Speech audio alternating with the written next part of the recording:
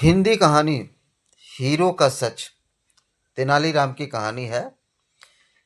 एक बार राजा कृष्णदेवराय दरबार में बैठे मंत्रियों के साथ विचार विमर्श कर रहे थे कि तभी एक व्यक्ति उनके सामने आकर कहने लगा, महाराज, मेरे साथ न्याय करें।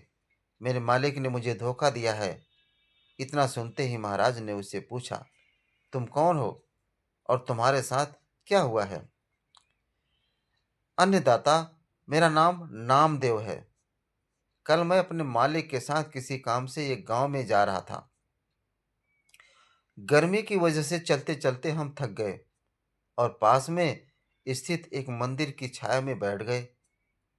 तभी मेरी नज़र एक लाल रंग की थैली पर पड़ी, जो कि मंदिर के एक कोने में पड़ी हुई थी। मालिक की आज्ञा लेकर मैंने वो थैली उठा ली। उसे खोलने पर पता चला कि उसके अंदर बेर के आकार के दो हीरे चमक रहे थे। हीरे मंदिर में पाए गए थे, इसलिए उन पर राज्य का अधिकार था। परंतु मेरे मालिक ने मुझसे ये बात किसी को भी बताने से मना कर दिया और कहा, हम दोनों इसमें से एक एक हीरा रख लेंगे।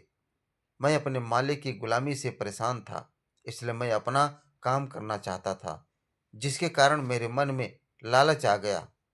हवेली आते ही मालिक ने हीरे देने से साफ इनकार कर दिया। यही कारण है कि मुझे इंसाफ चाहिए। महाराज ने तुरंत कोतवाल को भेजकर नामदेव के मालिक को महल में पेश होने का आदेश दिया।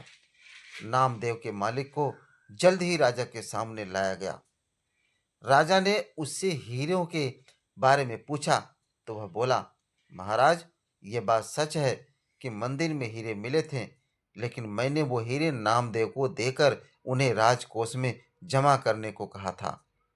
जब वह वापस लौटा तो मैंने उससे राजकोष की रसीद मांगी तो वह आनाकानी करने लगा।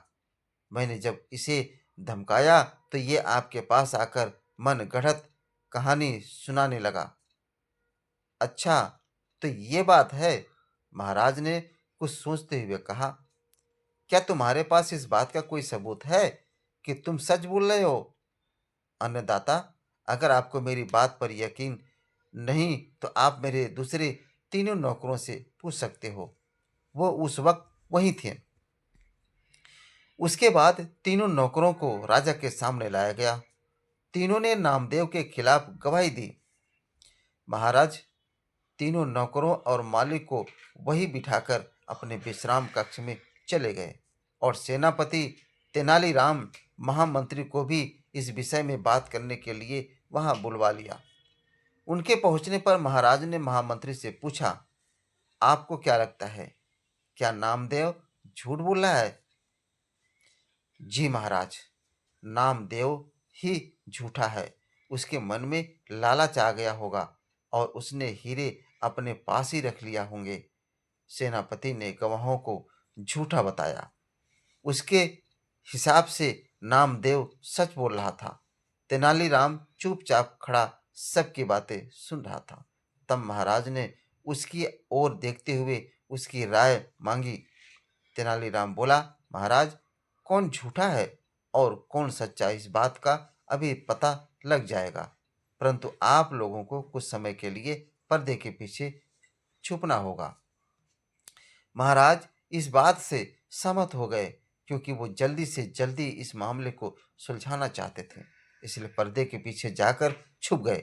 महामंत्री और सेनापति मुंह सिकोड़ते हुए पर्दे के पीछे चले गए। अब विश्राम कक्ष में केवल तेनालीराम ही दिखाई दे रहा था। अब उसने सेवक से कहकर पहले गवाह को बुलाया। गवाह के आने पर तेनालीराम ने पूछा, क्या तुम्हारे मालिक ने तुम्हारे सामने नामदेव को हीरे दिए थे? जी हाँ। फिर तो तुम्हें हीरे के रंग और आकार के बारे में भी पता होगा। तेनालीराम ने एक कागज और कलम गवाह के सामने करते हुए उससे कहा, लो, मुझे इस पर हीरे का चित्र बनाकर दिखाओ। इतना सुनते ही उसकी सिट्टी पिट्टी गुल हो गई और बोला, मैंने हीरे नहीं देखे क्योंकि वो लाल रंग की थैली में थे। अच्छा, अब चुपचाप वहां जाकर खड़े हो जाओ। अब दूसरे गवाह को बुलाकर उससे भी यही बात प्रश्न पूछा गया। उसने हीरों के रंग के बारे में बताकर कागज पर दो गोल गोल आकृतियां बनाकर अपनी बात साबित की।